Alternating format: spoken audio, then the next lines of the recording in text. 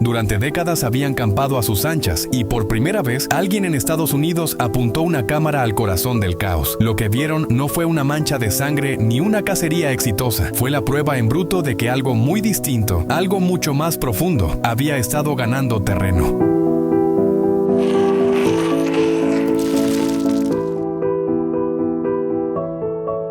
A comienzos de 2014, agencias de manejo de fauna en Texas, Georgia y Oklahoma empezaron a notar una anomalía que no encajaba con ningún manual. Rebaños enteros de jabalíes, 20, 30, 40 animales, desaparecían de la noche a la mañana en condados, donde habían dominado el paisaje durante generaciones. No se trataba de un adelgazamiento gradual, se esfumaban, no había vainas de balas, no había trampas activadas, no había rastros de sangre ni peleas masivas. Animales que habían sobrevivido a envenenamientos, incursiones con helicópteros y campañas de cazadores profesionales simplemente dejaron de existir, como si alguien hubiera borrado su presencia con una goma. ¿Qué mecanismo podía vaciar kilómetros de monte sin una sola pista física? Un equipo de investigación en el condado de Blanco instaló una red de fototrampeo por toda la zona de actividad de los jabalíes para responder a una pregunta concreta. ¿Qué los está matando? 3 semanas después, retiraron las tarjetas de memoria. En menos de 48 horas, se ordenó a todo el personal que abandonara el lugar. El equipo dejó el equipo, las cámaras y las botas en el barro.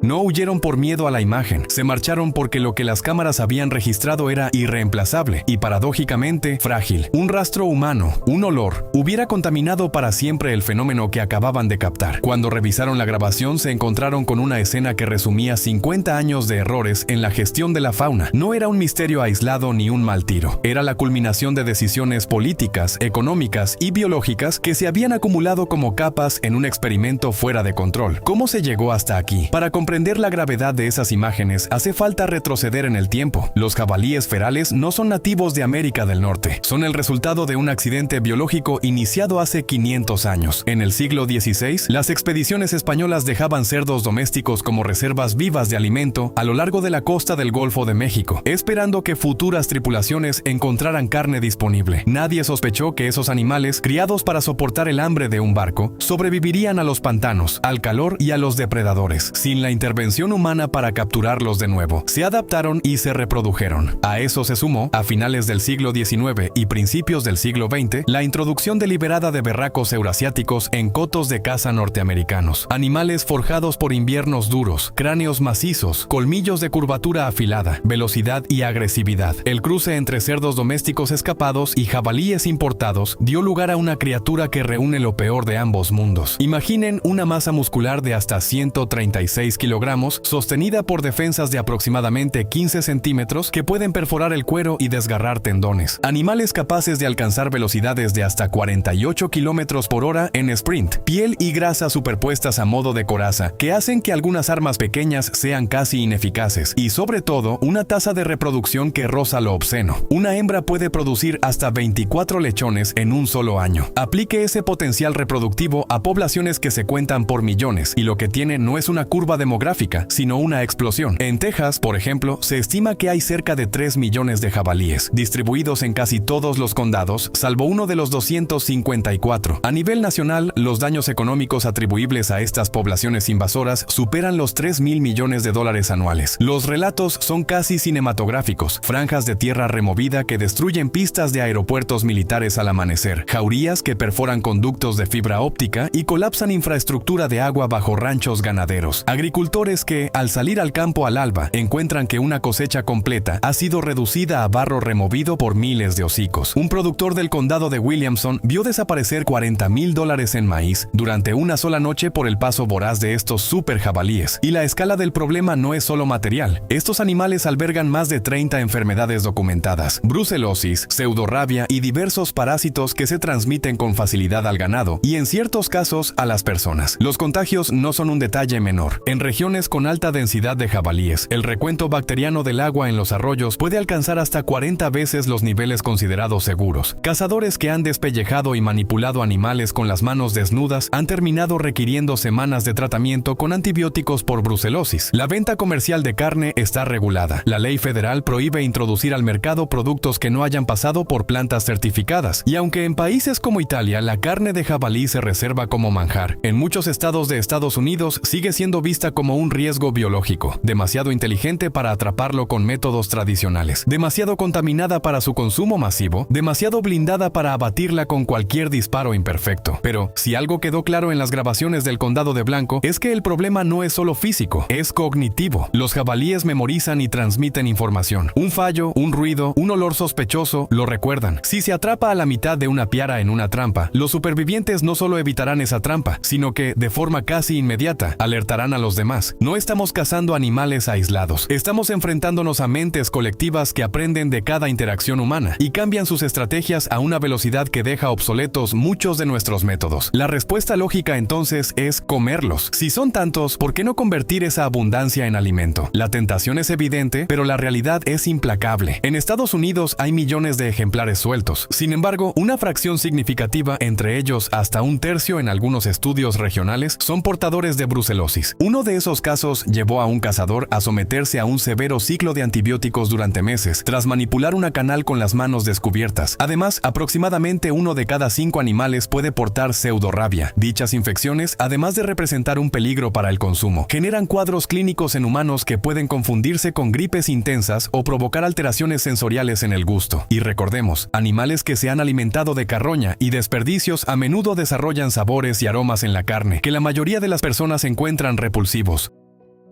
Volvamos al presente. ¿Qué mostraban exactamente aquellas tarjetas de memoria para que un olor, el menor rastro humano, hubiera arruinado el valor de la evidencia? Lo que las cámaras captaron no fue un cadáver disperso ni una gran depredación visible. Fue un instante, una ráfaga, que resumía la transformación sociobiológica de la especie. Una grabación mostró un grupo en el que, tras la caída de unos cuantos individuos por una causa que no se aprecia en la imagen, los supervivientes ejecutan una cadena de comportamientos coordinados: detección, aprendizaje inmediato, comunicación por señales y escape por rutas que un observador humano no podría trazar después. Fue una explosión de conducta que explicaba por qué los regímenes de control basados en trampas, venenos o cacería dispersa funcionan durante un tiempo y luego dejan de servir. El animal no es solo un problema de número, es un problema de mente. Ese descubrimiento obligó a repensar estrategias. ¿Para quién estaban trabajando las políticas de control? ¿Quién salía beneficiado de la persistencia de estas poblaciones? Cuando los videogramas se volvieron públicos en los pasillos silenciosos de las oficinas estatales, lo que siguió fue casi una confesión tácita. Durante décadas se habían destinado recursos a soluciones que no sabían enfrentarse a un enemigo que aprendía y se adaptaba. Habían financiado técnicas que funcionaban contra individuos despistados y no contra colectivos que modificaban su conducta en tiempo real. Pero hay otra cuestión que late bajo esta crisis: la intersección entre biología, economía y ética. ¿Qué precio está dispuesto a pagar una comunidad para erradicar una plaga que es, a la vez, peligro biológico, desastre económico y síntoma de decisiones históricas?